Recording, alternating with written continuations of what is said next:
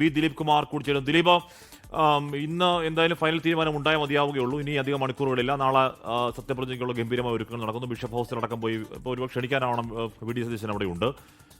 KPCC ആസ്ഥാനത്ത് ഇന്ന് രാവിലത്തെ കാഴ്ചകൾ എന്താണ്? ഏതെങ്കിലും തരത്തിൽ അപരിഹാര്യമായ പ്രശ്നങ്ങൾ ഉരുണ്ടുകൂടുന്നുണ്ടോ മൊത്തം UDF-ൽ? ദിലീപ് കുമാർ. ഹാഷ്മി, അല്പസമയത്തിനകം അവസാനവട്ട ചർച്ചകൾ KPCC ആസ്ഥാനമായ തിരുവനന്തപുരം ശാസ്തമംഗലത്തെ ഇന്ദിരാഭവനിൽ നടക്കും. ഇപ്പോൾ AICC general secretary Deepa Das Munshi ഇന്ദിരാഭവനിലെത്തിയിട്ടുണ്ട്. KPCC president advocate Sunny Joseph അല്പസമയത്തിനകം ഇവിടേക്ക് എത്തിച്ചേരും.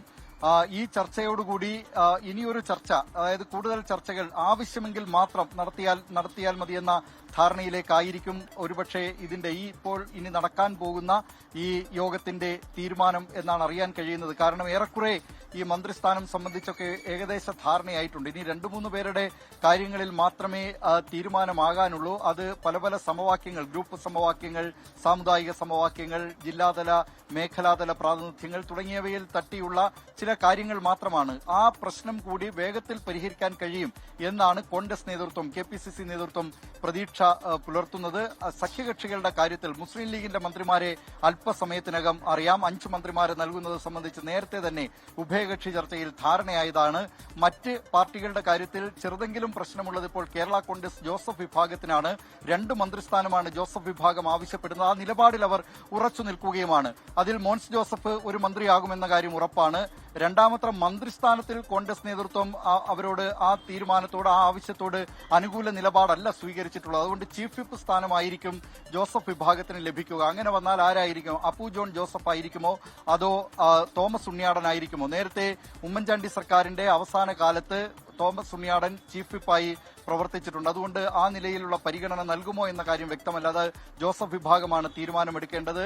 ആ കാര്യത്തിലുള്ള തീരുമാനമെടുക്കൽ കൂടി മാത്രമേ ബാക്കിയുണ്ടാകൂ. പക്ഷേ ജോസഫ് വിഭാഗവുമായി വേണമെങ്കിൽ ഒരു വട്ടം കൂടി ചർച്ച നടത്താം എന്ന നിലപാട് കോൺഗ്രസ് നേതൃത്വത്തിനുണ്ട്. മറ്റു പാർട്ടികളുടെ കാര്യത്തിൽ ഇപ്പോൾ പ്രശ്നമുള്ളത് ടേം വ്യവസ്ഥയുമായി ബന്ധപ്പെട്ടാണ്. അത് കേരള കോൺഗ്രസ് ജേക്കബ് വിഭാഗത്തിലെ അനൂപ് ജേക്കബിന് 2.5 വർഷം എന്ന നിർദ്ദേശമാണ് ഇപ്പോൾ കോൺഗ്രസ് നേതൃത്വം മുന്നോട്ട് വച്ചിരിക്കുന്നത്. ഒറ്റ MLA മാത്രമുള്ള പാർട്ടിയാണ് കേരള കോൺഗ്രസ് ജേക്കബ് വിഭാഗം.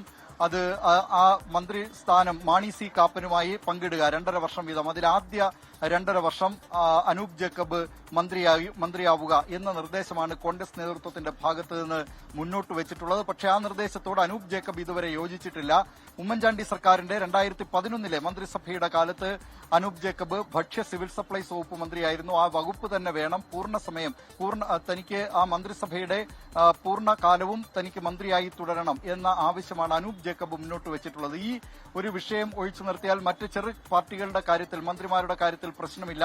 പ്രശ്നം ഇപ്പോഴും ഉള്ളത് 2-3 മന്ത്രിമാരുടെ കാര്യത്തിൽ കോൺഗ്രസിലാണ് ഈ പ്രശ്നം അവശേഷിക്കുന്നത്. ആരൊക്കെ ഇനി പുതുതായി ഈ മന്ത്രിസഭയിലേക്ക് ഉൾപ്പെടുത്തേണ്ടത് സംബന്ധിച്ച് റോജി എം ജോൺ മന്ത്രിസഭയിലേക്ക് വേണോ, VT ബൽറാം വേണമോ എന്നതൊക്കെ സംബന്ധിച്ച ചർച്ചകൾ നടക്കുന്നുണ്ട്. N ശക്തൻ മന്ത്രിസഭയിലേക്ക് വേണമോ എന്നതൊക്കെ സംബന്ധിച്ചുള്ള ചില ചർച്ചകൾ മാത്രമാണ്. ഇതിൽ ആരെയെങ്കിലും ഒരാളെ സ്പീക്കറായി, തിരുവഞ്ചൂർ രാധാകൃഷ്ണനെ ഇതൊക്കെ പരിഗണിച്ച്, അതായത് സാമുദായിക സമവാക്യം പരിഗണിക്കുമ്പോൾ നായർ സമുദായത്തിൽപ്പെട്ടവർ അവരുടെ എണ്ണം ഏതാണ്ട് 5ഓളം വരുന്നുണ്ട്. അതുകൊണ്ട് ആ കാര്യത്തിൽ അങ്ങനെ വരുമ്പോൾ തിരുവഞ്ചൂർ രാധാകൃഷ്ണന് സ്പീക്കർ സ്ഥാനം നൽകണമോ എന്നത് സംബന്ധിച്ചുള്ള ആലോചനയും കോൺഗ്രസിൽ നടക്കുന്നുണ്ട്. അത് ഒഴിച്ചു നിർത്തിയാൽ പ്രശ്നങ്ങൾ ഏറെക്കുറെ പരിഹരിച്ചു എന്ന് പറയാം. ഇന്നു തന്നെ മന്ത്രിമാരെ സംബന്ധിച്ച തീരുമാനം ഉണ്ടാവുകയും അവരുടെ വകുപ്പുകൾ സംബന്ധിച്ച കാര്യത്തിൽ ധാരണയാവുകയും ചെയ്യും. ഒരുപക്ഷെ നിയുക്ത മുഖ്യമന്ത്രി VD സതീശൻ ഇന്ന് ഈ കാര്യങ്ങൾ അറിയിച്ചുകൊണ്ട് മാധ്യമപ്രവർത്തകരെ കാണാനുള്ള സാധ്യതയുണ്ട്. അല്ലെങ്കിൽ UDF കൺവീനർ അടൂർ പ്രകാശ് കാണുന്നതിനുള്ള സാധ്യതയുമുണ്ട്. നമുക്ക് ദൃശ്യങ്ങളിൽ കാണുന്നത് പോലെ ഇങ്ങനെ പ്രവർത്തകർ KPCC ആസ്ഥാനത്തേക്ക് കേരളത്തിന്റെ വിവിധ ഭാഗങ്ങളിൽ നിന്ന് വന്നുകൊണ്ടിരിക്കുകയാണ്.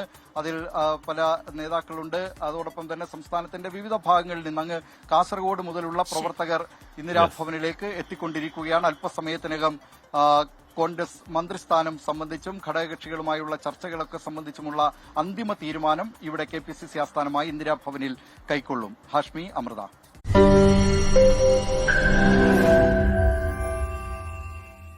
ലോകത്തെവിടെയായാലും ഏത് സമയത്തും 24 വാർത്തകളും ഓഗ്മെന്റഡ് റിയാലിറ്റി പാക്കേജുകളും എക്സ്പ്ലെയിനറുകളും വിശദമായി കാണാൻ ഞങ്ങളുടെ YouTube ചാനൽ നിങ്ങൾക്ക് സബ്സ്ക്രൈബ് ചെയ്യാം.